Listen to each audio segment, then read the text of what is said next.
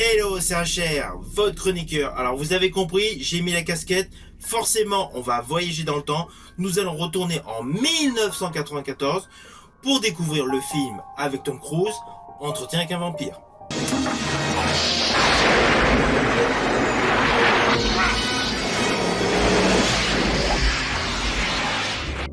Let's go. Monstre. Voilà une heureuse famille. Prends-la, Louis. Mets fin à tes souffrances et aux tiennes. Car n'en doute pas, tu es fait pour tuer. Tom Cruise, Brad Pitt, Stephen Rea, Antonio Banderas, Kristen Dunst et Christian Slater. Entretien avec un vampire. Alors de nos jours, Tom Cruise est essentiellement identifié grâce aux Missions Impossibles, la grande saga de blockbusters de films Missions Impossibles qui sont déjà au nombre de 7 et prochainement d'un 8e opus. Mais avant cela, il ne faut pas oublier que Tom Cruise a joué dans différents registres cinématographiques. Et en 1994, il avait joué sous la direction de Neil Jordan dans un film horrifique, un film gothique, Entretien avec un vampire. Tu n'as jamais su ce qu'était la vie jusqu'à ce qu'elle s'échappe en un flot rouge d'entre tes lèvres. Alors l'histoire de base de ce film est la suivante. Nous découvrons donc un vampire interprété par Brad Pitt. Cela se déroule donc de nos jours, évidemment en 1994, qui fait une confession auprès d'un journaliste interprété par Christian Slater. On commence quand vous voulez. Vous voulez que je vous raconte l'histoire de ma vie? Je vais vous la raconter, mon histoire. Je vais tout vous dire. Merde. Je suis fait de chair et de sang, mais je ne suis pas humain. Le personnage interprété donc par Brad Pitt lui relate comment il est devenu vampire et surtout lui explique tout le déroulé de vie qu'il a eu. On bascule en arrière, on remonte en 1791 à la Nouvelle-Orléans. On retrouve le personnage interprété par Brad Pitt, Louis de Pointe-du-Lac, jeune propriétaire agricole, qui après donc le décès de sa femme en couche, rencontre le personnage interprété par Tom Cruise, le vampire Lesla. Alors comme d'habitude, vous me connaissez, je ne vais pas m'étaler sur les lignes scénaristiques, car si vous ne connaissez pas le film, je préfère que vous le découvriez par vous-même. Mais sachez tout simplement que Tom Cruise transforme Brad Pitt en vampire. C'est le postulat de base de ce film. Alors ce film est radicalement différent de tous les films de vampires que vous avez pu voir.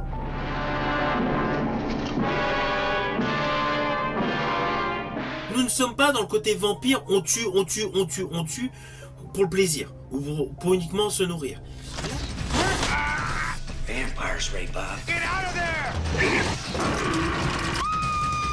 Là, nous avons vraiment le vécu, le mode de vie très particulier que les vampires pouvaient avoir, évidemment. C'est imaginaire. Mais voilà, c'est le postulat qui se dégage tout au long de ce film. Et au final, cela vous présente plusieurs thèmes. Des thèmes assez différents, comme de l'humanité dans la monstruosité, le thème de l'immortalité, avec la résultante et ses conséquences, le côté de l'innocence, je pense au personnage de Kirsten Dunst, et le côté qui devient donc monstrueux, et bien évidemment, comme dans beaucoup de films traitant du sujet, le thème des vampires, la fascination. Ce film est un véritable voyage initiatique par rapport à la transformation à l'état de vampire. Je dirais même que ce film met en exergue le côté donc, on va dire semi-obligatoire, le côté désagréable que peut ressentir une personne qui devient vampire, qui a accepté ce postulat, mais n'est pas forcément en adéquation avec les manières de se substanter. J'en voudrais bien encore. Alors tout le script du film est parfaitement écrit, mais il ne faut pas oublier qu'il s'agit de l'adaptation cinématographique d'un best-seller d'Anne Rice, qui porte d'ailleurs le même titre, Entretien avec un vampire. Ce film d'ailleurs a eu un énorme succès au box-office. Au box-office mondial, en 1994, il était 9e. Outre le fait de lignes scénaristiques parfaitement écrites, le film bénéficie d'un casting impressionnant. Ce qu'il faut savoir, c'est qu'à ce moment-là, donc, il y avait pas mal d'acteurs qui étaient en effervescence. De ce fait, Neil Jordan a réussi à regrouper un casting impressionnant. Nous avons, oui, en tête d'affiche, donc, Tom Cruise, Brad Pitt. Après, évidemment, vient donc Christian Slater, Kirsten Dunst, mais nous retrouvons également Antonio Banderas, Stephen Rea et Tandy Newton. Le casting est très bon, les moyens utilisés donc sont largement exploités à l'image. Alors le film a été tourné une partie à Londres dans les studios Pinewood, à Paris dans l'Opéra de Paris, dans une réelle plantation. Il a été tourné également à San Francisco, à la Nouvelle-Orléans. Bref, le film a été tourné dans de nombreux décors réels, outre le fait de l'utilisation donc de décors artificiels à Pinewood. Alors les studios Pinewood à Londres, pour ceux qui ne connaissent pas, ce sont des studios énormes. D'ailleurs, beaucoup de James Bond ont été tournés dans les studios Pinewood. Et il y a eu également le film Legend de Ridley Scott avec Tom Cruise, mais j'en parlerai dans une prochaine vidéo. Voici le dernier vestige du mal. Ce film, Entretien avec un vampire, est un film qui revisite totalement donc l'univers des vampires. Alors oui, par rapport à la photographie, par rapport à l'image, vous allez remarquer qu'il y a une sorte de sensualité qui se dégage au fil de chaque plan séquence. Car l'atout principal de ce film, on va dire l'objectif principal de ce film, est de rendre sensuelle l'apparition des vampires et surtout donc le fait qu'ils nous attirent. Et c'est comme ça qu'ils attrapent leur proie. En fait, la manière dont a réalisé son film Neil Jordan met cela en exergue. Outre le fait des décors superbement utilisés, il y a une réelle sensibilité, une réelle sensualité qui se dégage au fur et à mesure du déroulé de l'histoire. Selon moi, c'est l'un des meilleurs films de vampires. La colorimétrie est impeccable, il est superbement éclairé. Je rajouterais même que ce film vous invite à avoir une réflexion sur la solitude due à l'immortalité. On peut ressentir une certaine culpabilité, voire même être totalement dépourvu d'âme. Alors côté éclairage, forcément les vampires vivent essentiellement la nuit, donc tout est assez sombre, assez noir. Mais malgré cela, la photographie, la luminosité, elle est tellement maîtrisée que cela vous permet d'avoir une ambiance glauque, une ambiance dark, mais une ambiance qui vous permet de vous immerger dans le déroulé du récit. Les acteurs sont excellents. Je dirais que le personnage interprété par Antonio Banderas est complètement différent de tout ce qu'il a pu faire avant avec Desperado. Mais là, il a un côté donc très classique, très ambigu, qui lui colle à merveille. Mais sur l'ensemble de la distribution, je dirais que celui qui est vraiment au-dessus de tout le monde dans ce film, et là c'est indéniable, c'est Tom Cruise.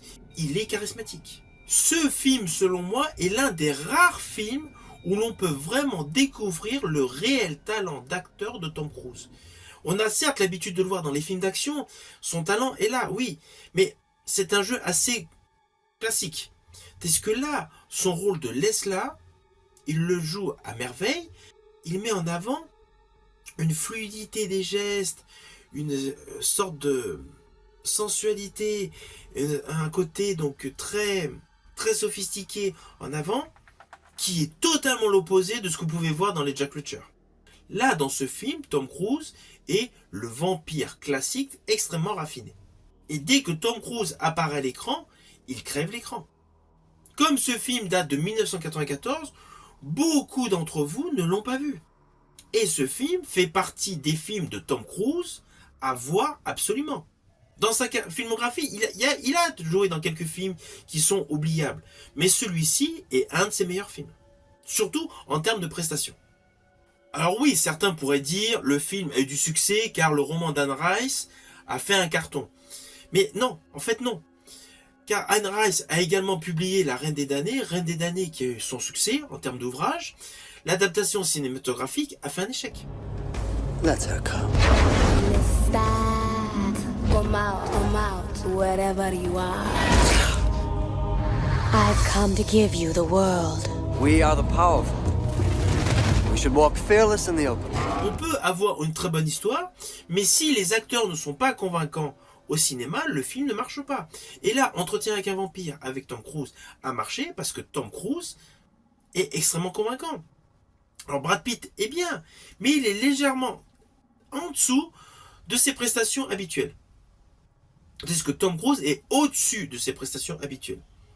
Alors Kirsten Dunst, en rôle de petite fille, donc au début capricieuse, bon, je n'irai pas plus loin sur son personnage, mais déjà, malgré son jeune âge, elle démontre un réel talent. Toutes les émotions par lesquelles elle passe au fur et à mesure du film, au fur et à mesure de ces différentes étapes, en fonction de sa relation avec les personnages, donc interprétés par Brad Pitt et Tom Cruise, sont parfaitement identifiables. Ce qui prouve que cette jeune fille, dès son plus jeune âge, avait un réel talent. Qui devait rester jeune à jamais. Alors, associé à cette très belle histoire, à cette très bonne adaptation donc de Neil Jordan, et une distribution hors pair, on a des décors donc grandiloquents, on a des maquillages de toute beauté, des costumes avec beaucoup de détails, et une musique extrêmement envoûtante d'Elliot Goldenthal. Tout cela donc regroupé ensemble, forcément on obtient un très beau produit cinématographique. Selon moi, c'est le meilleur film de vampire. Il choisit un homme, lui donna un pouvoir infini, puis il ravit la lumière du jour.